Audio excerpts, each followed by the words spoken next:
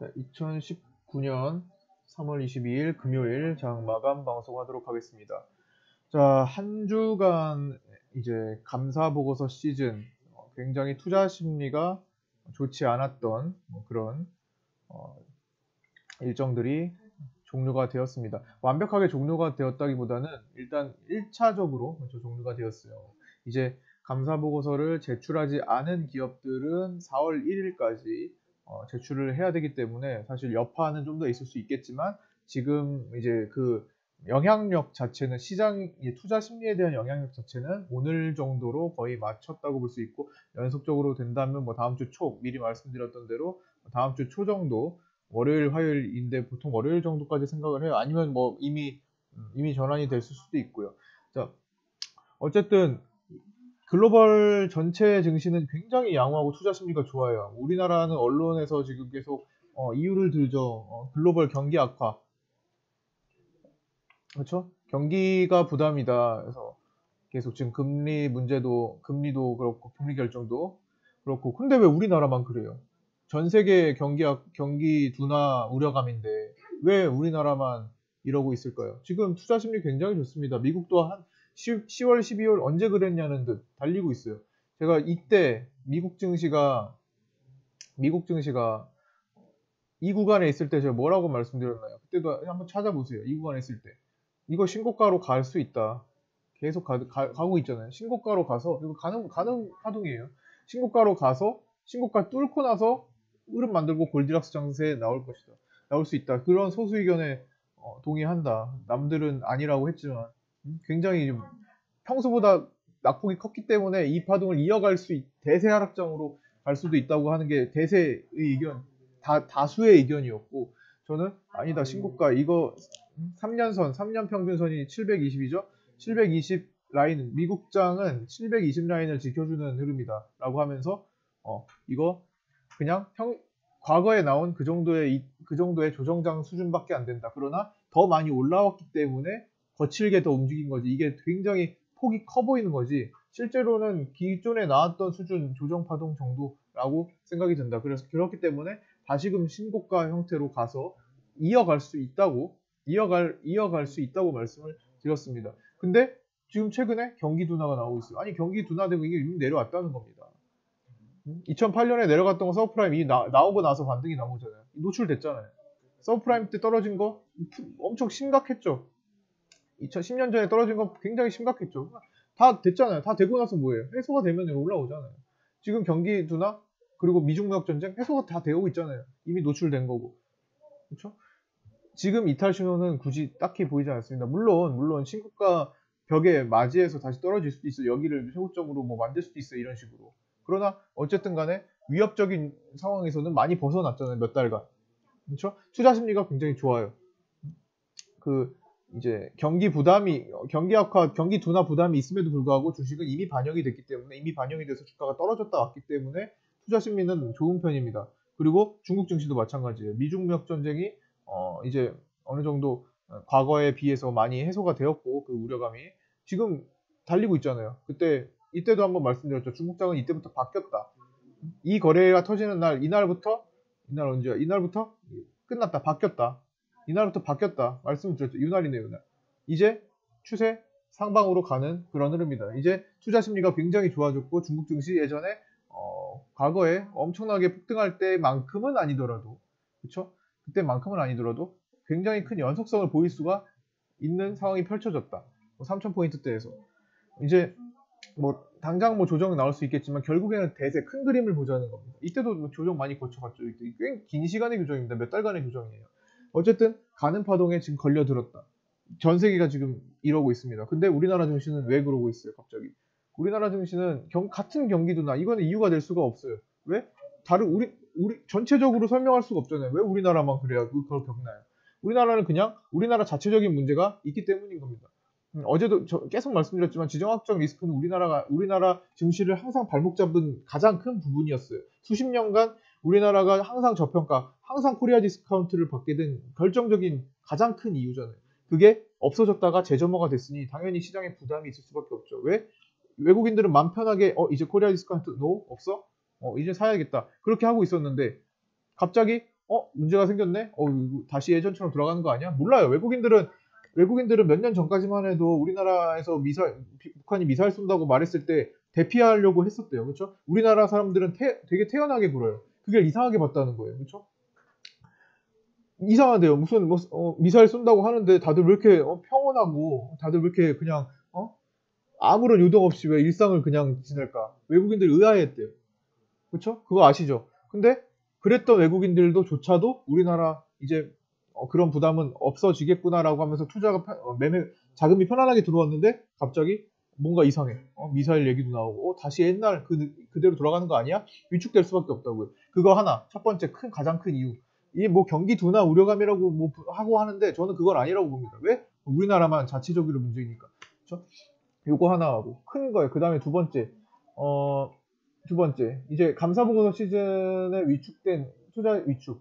감사보고서 시즌에서 너무나 충격적인 요소들이 많았어요. 작년보다 더 합니다. 오늘은 이번 시즌은 어떤 굵직한 종목들이 아시아나항공 같이 주주로 묶여 있는 금호산업, 아시아나, 그 다음에 케어젠, 캔서로, ACT 뭐 등등, 솔트웍스 뭐 등등 뭐 있나요? 많이 있습니다. 지금 굉장히 이제 편안해 보였던 종목들조차도 케어젠 같은 건 특히 누가 예상하고 판 흔적도 없어요.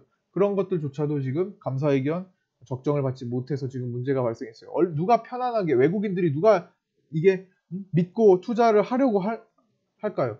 당분간은 당연히 위축이 될 수밖에 없다고요. 그렇기 때문에 최근에 6일간 약 일주일간 개인들이 7천억을 사는 그런 경이로운 엄청난 수치가 나왔던 겁니다. 말도 안 코스닥에서 하루 평균 1,000억이 넘는다고요? 굉장히 큰 겁니다.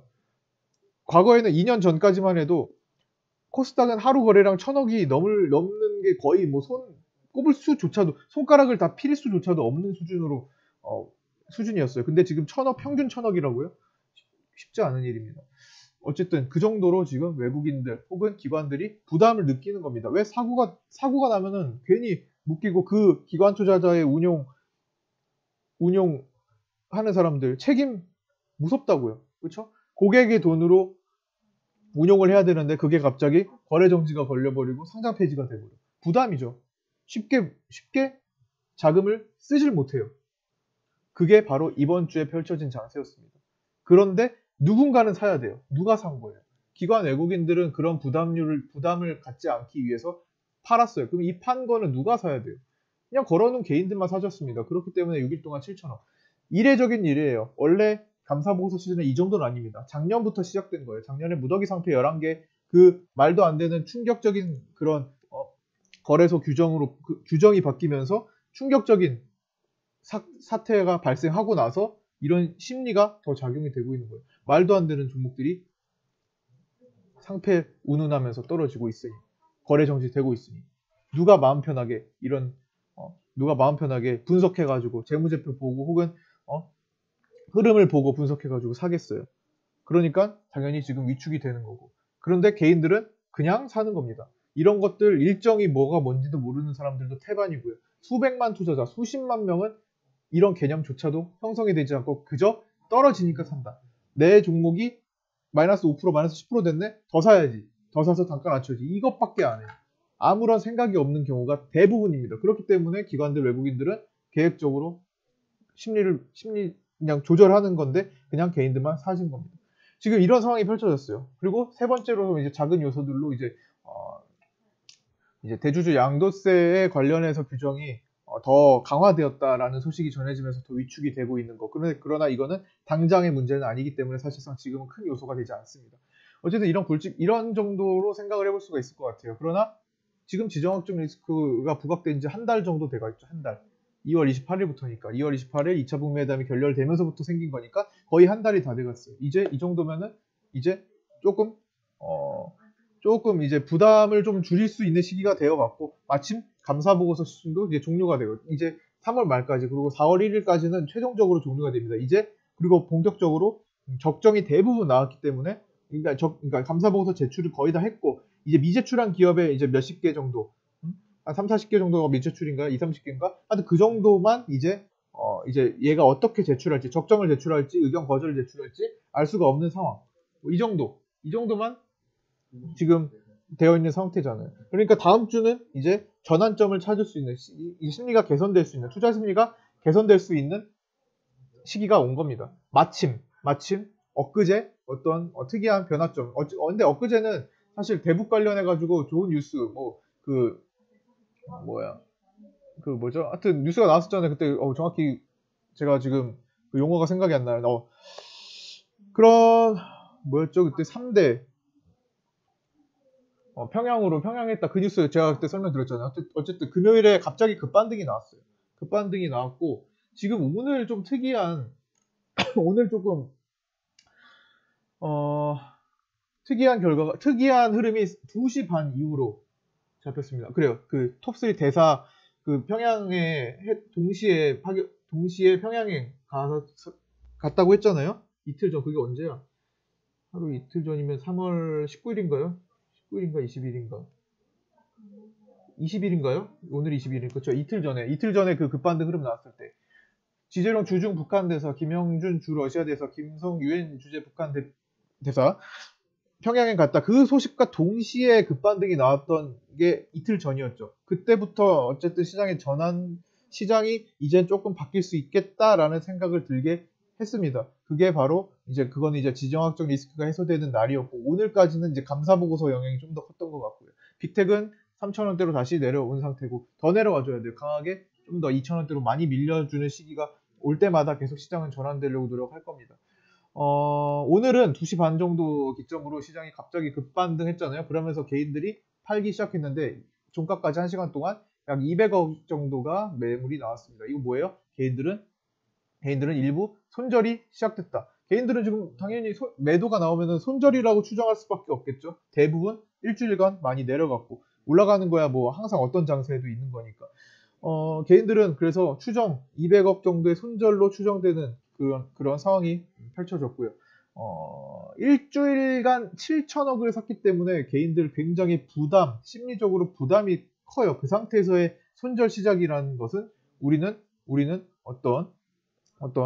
이제 다음 주부터 4월장을 계획할 수 있는, 그리고 지난번에 말씀드렸던 6월까지의 흐름, 일단 6월까지의 장세가 긍정적이다, 좀 약간 호전될 것이다라는 그런 말씀을 드렸었죠. 근데 4월부터 시작될 수 있는 그 한 주를 앞둔 게 바로 이제 다음 주죠. 그래서 개인들이 손절이 시작됐으니까 우리는 거기에 개인들이 손절하기 시작했는데 같이 손절하는 것은 사실 뭐 지금까지 기다린 이유가 없죠. 뭐 자른 것도 잘랐지만 뭐 익절도 하면서 계속 지금 기다려 왔던 거잖아요. 이 시기가 감사보고서에 초점 맞추면서 거래 정지되지 않도록 계속 신경 쓰면서 거래 정지 종목이 발생하지 않는 것에 일단 최대한 초점을 맞춰가지고 지금 오늘까지 시장을 봤던 거잖아요.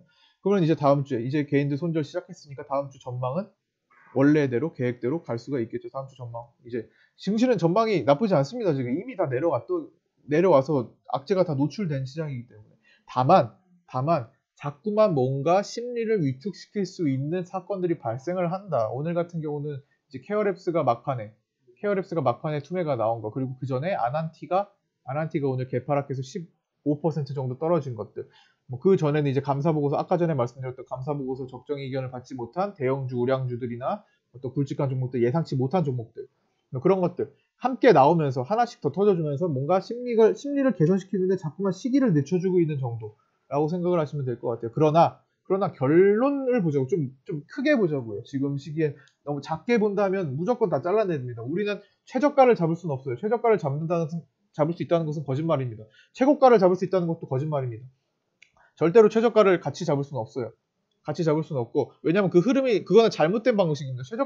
최저가를 찍어내려고 하는 방식은 잘못된 방식이에요. 어차피 그러면 더 내려갈 수 있는 가능성이 더 높은데 가능성 적은 쪽에서 매수를 하기 시작한다는 것이니까 잘못된 방식이고, 어쨌든 최저가를 잡을 수 없기 때문에 이번 주 같은 장세에서 떨어진다고 그냥 마구마구 잘라내면 그냥 계속 손절만 했을 겁니다. 물론 그 중에 익절하는 종목도 있었지만 그 비율은 어쨌든 작아질 수밖에 없는 시장이었고, 대부분의 매매를 보유를 하는 뭐 스윙주나 이런 것들 보유를 한 종목들은 이번 주 뭐 흐름이 대부분 평균적으로 좋지 않을 수밖에 없었죠. 그 전주에는 굉장히 탄력적으로 먹은 게 많았죠. 그 전주까지는. 그렇죠? 보시면 아시겠지만 그 전주까지는 굉장히 뭐 폭발적인 종목들 많이 나왔잖아요. 대부분 시장성 종목들, 바이오 종목들, 그렇죠? 너도 할 것 없이. 1, 2월 지나고 3월 달에 잠깐. 근데 감사보고서 딱 이 한 주간 굉장히 대체적으로 정체가 있었고 대체적으로 조정이 나온 시장이었어요. 그러나 거래가 없고 호가를 비운 것들이 굉장히 많습니다. 거래가 바짝 마르고 호가가 텅텅 비어서 팔 사람들만 팔고 나왔기 때문에 주가 자체만 내려간 거. 매물대를 형성하지 않았던 거예요. 매물대를 형성하지 않으면 올라갈 때 굉장히 빠르게 치고 달리기가 편해집니다. 그럴 수 있는 종목들은요. 주포 성향이 있고 빠지지 않는 자금이 빠지지 않은 종목들은 굉장히 거칠게 다시 채워버리는 경향이 높습니다. 그래서 그런 것들 잘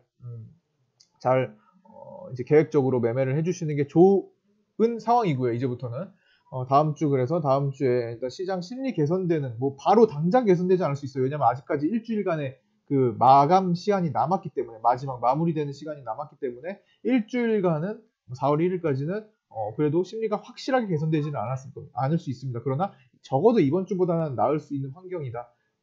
물론 펼쳐봐야 알겠지만 적어도 개인들 손절 시작해서 잠깐 또 들어왔다가 계속 그런 추세.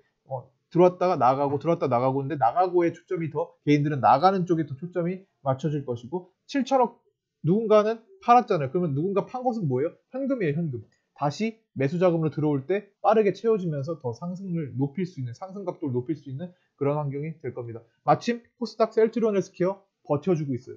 코스닥에서 1등인 셀트리온 헬스케어가 움직이지 않고 버텨주고 있어요. 그런데 시장은 좋지 않았어요. 이거 뭐예요? 셀트리온 헬스케어가 조금만 반등이 나와도 조금만 상승이 나와도 시장은 거칠게 올라갈 수 있다는 것을 뜻합니다. 셀트리온 헬스케어가 많이 내려가지 않은 상태였기 때문에 셀트리온 헬스케어의 역할도 다음 주엔 중요해질 것 같아요. 신라젠도 마찬가지고 신라젠은 최근에 떨어졌던 거 급락했던 거 원위치만 되더라도 시장 탄력 주는데 굉장히 큰 도움이 되겠죠. 대형주를 보는 방식은 요 정도로 해석을 해주시면 돼요. 지금 시장 일주일 동안 대형주가 셀트리온 헬스케어가 더 안 떨어졌다는 것은 굉장히 긍정적이고 굉장히 시장이 우호적인 상황이에요. 왜냐면은 더 떨어졌겠죠. 셀트리온 헬스케어까지 마구마구 더 떨어졌으면 시장은 지금처럼이 아니라 하루에도 2%씩 떨어지는 완전히 박스를 이탈해버리는 그런 흐름이 나왔을 건데 그거는 방어를 했잖아요. 이런 것들은 다 좋은 신호가 될 수 있습니다. 어쨌든 시장을 어느 정도 흐름에서 박스권 이탈하지 않고 관리를 해줬다는 거. 그러나 중소형주들 부담이 되는 중소형주들이 매물 없이 빠진 거 그런 것들 때문에 그게 모여서 시장이 지금 이렇게 지지부진하게 만들었다는 거. 전망은 좋습니다. 전망은 좋고 글로벌 증시도 이상 없습니다. 다만 우리 시장이 빨리 개선이 돼서 올라와야만 글로벌 증시가 조정 나올 때 같이 그냥 우리 올라가지도 못하고 조정 나오는 일이 생기는 것을 좀 막았으면 좋겠어요. 그럼 시장이 갑자기 글로벌 증시가 잘 나가고 있는데 우리가 타이밍이 조금 안 좋아가지고 만약에 시장이 글로벌 증시가 조정이 좀 나오는 시기에 맞물려 버리는 우리는 사실 올라가지도 못하고 다시 조정을 겪는 시기를 또 볼 수는 있습니다. 그러나 지금까지는 뭐 그것까지는 우려할 필요는 없을 것이고요. 어쨌든 그 전에 다음 주부터 좀 시장 심리 개선될 수 있으니까 너무 걱정하지 마시고 지금 뭐 내려간다고 해서 끝난 거 아닙니다. 뭐 그래봤자 뭐 3, 4%씩 뭐 조정 나오는 시장 뭐 바이오 종목들 최근에 핫했던 것들 뭐 하루에 뭐 2, 3, 4%씩 조정 나오는 것도 있어요. 그런 것들 채울 땐 또 금방 양봉으로 채우니까 너무 걱정하실 필요는 없고 10월장 너무 생각하지 않으셔도 됩니다. 그 장세는 이미 지나갔고 한번 뒤집어졌기 때문에 튼튼해진 상태예요. 최대한 시장 버텨주려고 하는 상태입니다. 향후 전망에 따라서 시장 심리 개선되면 금방 한 방에 메꿔지는 올라갈 때 20% 내려갈 때 5% 요 정도 내려갈 때 10% 올라갈 때 30% 이런 정도의 폭발력을 가진 종목들 위주로 매매를 하고 있으니까 너무 걱정하지 않으셔도 될 것 같습니다. 개중에 먹는 것도 있잖아요. 오늘도 그렇죠? 이번 주 지난주까지 해가지고 자 오늘 요 정도로 마치도록 하겠고요. 주말 잘 보내시고 조금 고생스러운 한 주였다고 봅니다. 평소보다 1주 전, 2주 전, 한 달 전, 1, 2월 달에 봤던 것보다 굉장히 좀 고생스러웠던 한 주였다고 보고 그러나 또 지나갑니다. 10월장도 뭐 겪고 1, 2월 달에 만회해가지고 왔는데요. 시장은 늘상 반복이에요. 왔다 갔다 오르락 내리락의 반복 속에 있으니까 항상 좋은 것만 생각하시면 결코 주식을 할 수가 없습니다. 무슨 이게 게임도 아니고 그렇죠? 항상 좋을 수는 없어요.